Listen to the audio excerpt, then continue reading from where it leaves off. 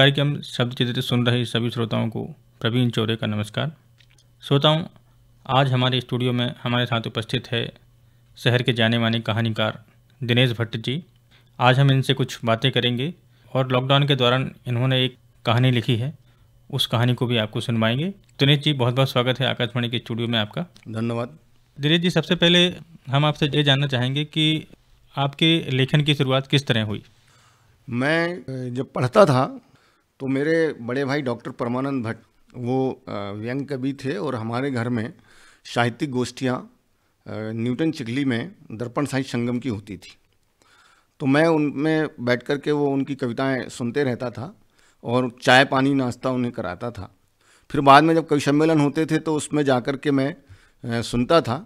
वैसे तो मैं साइंस का स्टूडेंट हूँ और रहा हूँ, लेकिन मुझे फिर थोड़ी सी रुचि साहित्य में आने लगी और चूँकि मेरे पिताजी भी पढ़ते थे और बड़े भैया की एक बड़ी लाइब्रेरी घर में थी किताबों की, तो किताबों से एक रुझान जो है वो घर से ही मुझे मिला। फिर धीरे धीरे जब मैं दर्पण साहित्य संगम से जुड़ा, जिसमें गुलाम मध्य प्रदेशी और हबीब सैदा जैसे लोग थे, तो मैंने कविताएं लिखना शुरू की, गीत लिखना शुरू किया और फिर मैं कविताएं और गीत लिखते रहा। लेकिन बाद में मुझे, जब मैंने देश की जो बड़ी पत्रिकाएं हैं, हंस और पहल और कथा देश जैसी पत्रिकाएं जब मैंने पढ़ना शुरू किया साहित्य की, तो मैं कहानियों की तरफ मेरा रुझान आया। और छिंदवाड़ा में एक प्रगतिशील लेखक संघ का एक कहानी कार्यशाला हुई थी। उसमें राजेंद्र दानी और भगवत रावत और राजेंद्र शर्मा जैसे बड़े राइटर्स आए थे और वहाँ मैंने एक कहानी पढ़ी थी जो कोयला खदान के संदर्भ में एक कहानी है, मंडप। तो वहाँ 20 लोगों ने कहानी पढ़ा था, लेकिन जब मेरी कहानी को उन्होंने सुना तो रात को मुझे भगवत रावत जी ने और राजेंद्र शर्मा जी ने अलग से बुलाया और उन्होंने कहा कि तुम्हारे अंदर कवि की अपेक्षा कथाकार है, कहानी तुम्हारी काफ़ी, ये इसमें से कुछ चीज़ें आप हटा दो तो ये मुकम्मल कहानी होगी। तो मैं रात भर नहीं सोया और रात भर मैं उस कहानी पे काम करते रहा और दूसरे दिन मैंने वह कहानी फिर से उन्हें सुनाई। तो उन्होंने कहा, ये तो तुमने बहुत बड़ी और बहुत मुकम्मल कहानी लिखी है। और वो कहानी देश की एक बड़ी पत्रिका युद्धरत आम आदमी में छपी। तो मेरा फिर रुझान जो है वो कविताओं की अपेक्षा कहानियों की तरफ गया और फिर ये सिलसिला धीरे धीरे चलता रहा। कहानियों की तरफ आपका रुझान इस तरह से हुआ और पिछले जो लगभग साल भर का समय है, कोरोना काल का जो समय है, वो लगभग सभी का एक तरह से घर में कैद रहकर ही बीता है। तो उस समय एक कलाकार, एक साहित्यकार या एक लेखक के मन में किस तरह से भावनाएं आ रही थी और वो व्यक्त नहीं कर पा रहे थे, तो उस समय क्या उनके मन में रहा होगा, हम आपसे जानना चाहेंगे। जो कोरोना काल था वाकई एक बड़ा त्रासद समय है और रहा है और अभी भी वह चल रहा है। और इसमें हमने पूरे विश्व ने, भारत ने और सारी मनुष्यता ने एक बड़ी त्रासदी देखी है। बहुत सारे लोगों को हमने खोया है और बहुत सारे प्रभाव जो हैं समाज के कई वर्गों पर, कई क्षेत्रों पर इसका पड़ा है। तो निश्चित ही जो एक लेखक होता है वो तो संवेदनशील होता है और वो ज़्यादातर जो लेखक होता है वो समाज में घटने वाली घटनाओं को, संवेदना को ऑब्जर्व करता है और बड़ी बारीकी से अवलोकन करता है।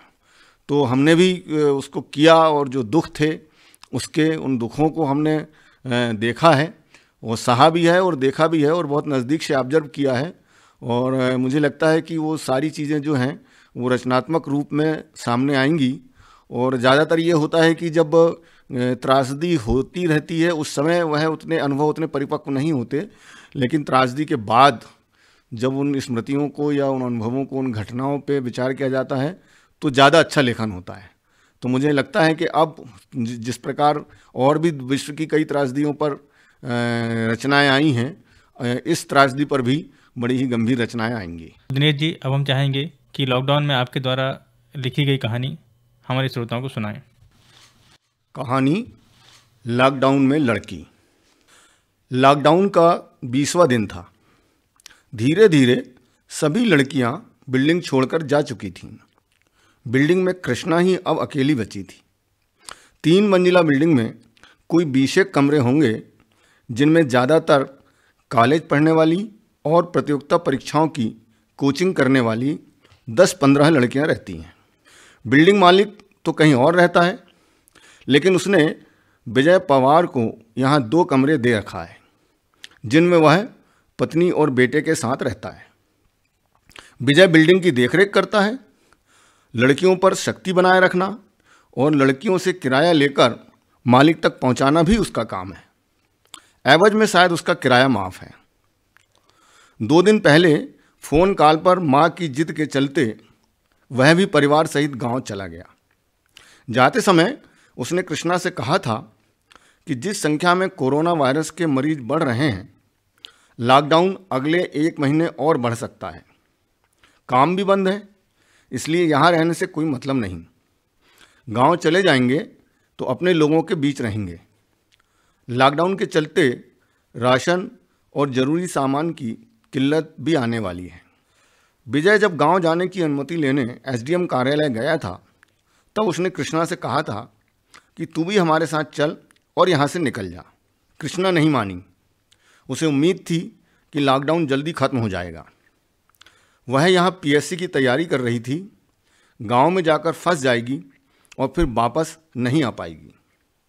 बड़ी बात यह थी कि उसके प्रेमी अर्जुन ने उसे विश्वास दिलाया था कि अगर वह गांव नहीं जाती है तो वह भी हॉस्टल में ही रहेगा और उससे मिलने आते रहेगा। अर्जुन उसकी कोचिंग क्लास में सहपाठी है और पार्ट टाइम जॉब भी करता है। विजय के गांव जाने के दिन ही रात में अर्जुन आया था। रात भर उसकी मोटरसाइकिल पोर्च में खड़ी रही। मोहल्ले वालों की नज़र उस पर रही। वह सुबह निकल गया, लेकिन कृष्णा के लिए बाहर निकलना और लोगों की नज़रों का सामना करना मुश्किल हो गया। अर्जुन पहले भी आता था, उसकी गाड़ी खड़ी रहती थी, लेकिन तब लड़कियों के परिवार के सदस्य आते थे, इसलिए कोई शक नहीं करता था। कृष्णा के पास सब्जियां खत्म होने लगीं। किराना भी 1-2 दिन का ही था। अगर वह रुकती है तो मुश्किलें बढ़ जाएंगी।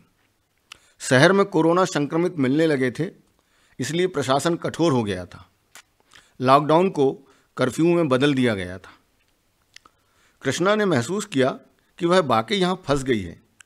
जिसके लिए वह रुकी, वह अर्जुन एक ही दिन आया, अब फ़ोन भी नहीं उठा रहा है। अर्जुन के लिए ही वह यहाँ रुकी थी। अगर वह गांव जाती है तो उसकी शादी की बात चल सकती है, क्योंकि कोचिंग क्लासेस अब 2 महीने नहीं खुलना है। घर वालों ने भी कहीं लड़का देख रखा है। जब लॉकडाउन की घोषणा हुई थी, तभी घर से फ़ोन आया था कि तुम चली आओ। उसने कह दिया था, मैं यहाँ सुरक्षित और ठीक हूँ, मेरी चिंता न करें। लेकिन अब उसे अर्जुन पर गुस्सा आ रहा है। उसने राशन भी लाने की कहा था। कहाँ गया होगा वह? चिंता तारी हो गई। अर्जुन घर तो नहीं निकल गया? कमरे में अब बोरियत होने लगी थी। टीवी पर कोरोना संक्रमण की खबरें ज़्यादा थीं। अमेरिका, चीन, इटली, जर्मनी, ईरान में मरने वालों की संख्या सुन दहशत होती है। 2-1 किताबें जो रखी थी उन्हें भी पढ़ चुकी। मोबाइल का डाटा भी जा रहा था। अब तो घर लौटना ही होगा। घर फ़ोन लगाई, कोई आकर मुझे ले जा ले। जवाब मिला, गांव से बाहर किसी को जाने नहीं दिया जा रहा है। स्वयं गांव जाने का फैसला लेकर एक दिन वह दोपहर एसडीएम कार्यालय अनुमति लेने पहुंच गई। चारों तरफ सन्नाटा था। रास्ते का एक दृश्य देखकर सहम उठी। पुलिस बेवजह घूमने वाले लड़कों पर डंडे बरसा रही थी। वह एक पतली गली से निकलकर एसडीएम कार्यालय पहुंची। वहां 30-40 लोगों की भीड़ थी। 1 मीटर के अंतर से लाइन लगी थी।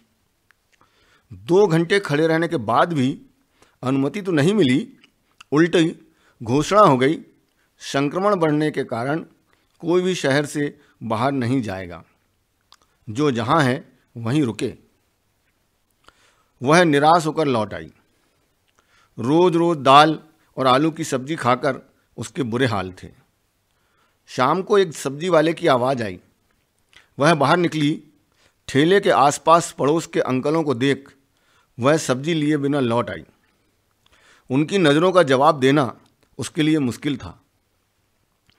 प्रधानमंत्री के आह्वान पर सारा शहर थाली घंटी बजा रहा था, लेकिन संकोच के कारण वह बाहर नहीं निकली। उसने तय किया कैसे भी निकलकर गांव जाना ही होगा। गांव 50 किलोमीटर दूर है, सारे साधन बंद कर दिए गए हैं, पैदल ही जाना होगा।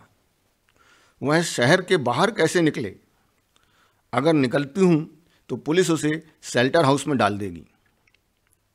उसे याद आया जब रोज वह शाम को छत पर घूमते हुए अर्जुन से मोबाइल पर बात करती है, तब दूसरी छत पर एक लड़का अनिल उसे रोज देखता है। उसने कभी अनिल को भाव नहीं दिया, लेकिन यही अनिल क्या उसकी कुछ मदद कर सकता है?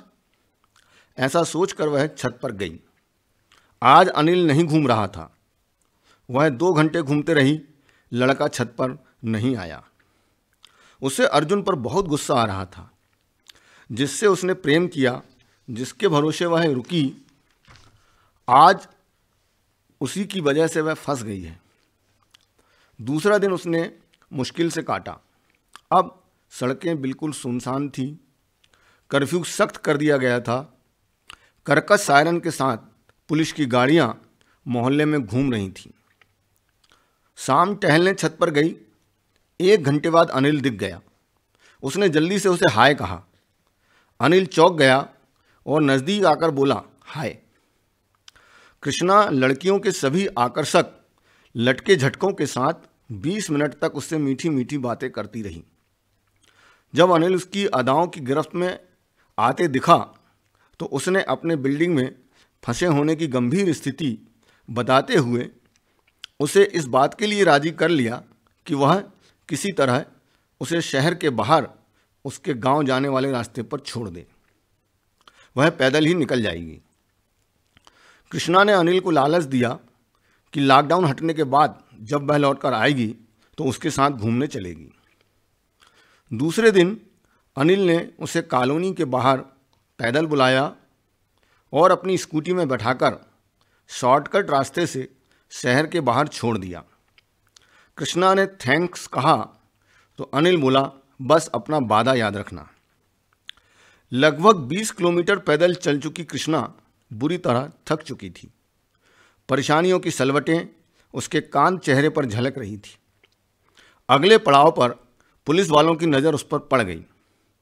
उन्होंने उसे खाना खिलाया और अपनी गाड़ी से गांव तक पहुंचाया। बाहर से आने वाले को गांव में घुसने नहीं दिया जा रहा था।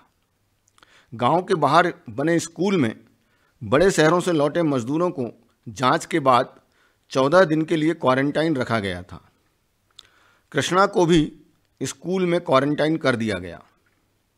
लगभग रात 11 बजे अर्जुन का फ़ोन आया। मुझे माफ़ करना कृष्णा, मैं इसलिए नहीं आ पाया क्योंकि मैं कोरोना पॉजिटिव पाया गया हूँ। अस्पताल में भर्ती हूँ। तुम अपना ध्यान रखना। मोबाइल बंद होते ही कृष्णा को लगा जैसे लाखों वायरस उसके दिमाग में चक्कर लगा रहे हैं। पलंग पर लेटे हुए सूनी आंखों से वह छत को ताकते रह गई। श्रोताओं, अभी आप सुन रहे थे दिनेश भट्ट की लिखी कहानी लॉकडाउन में लड़की। अगले मंगलवार को फिर एक नए रचनाकार के साथ आपसे मुलाकात होगी। तब तक के लिए अनुमति दीजिए। नमस्कार।